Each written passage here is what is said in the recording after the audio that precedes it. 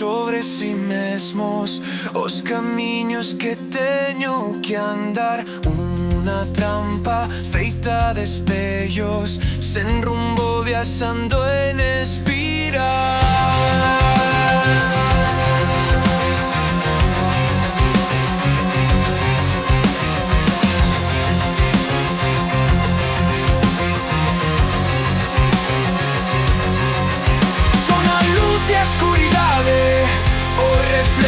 E a imaxe real son a virtude e a maldade, son a orde tamén o caos.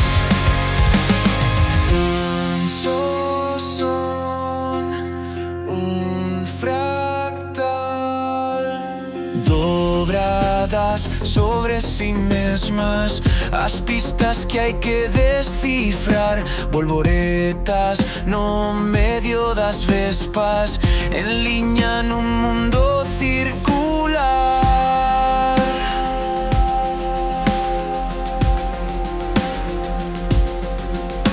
Vivimos na contradición eterna da verdade e do irreal, na pelexa cara descuberta do infinito e do que rematará.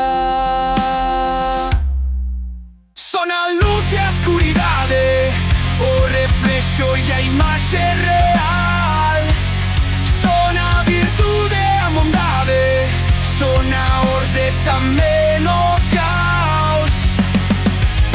Pode parecer nada, pode parecer que non importa, pero ti non, ti non sabes o que é sentirse así.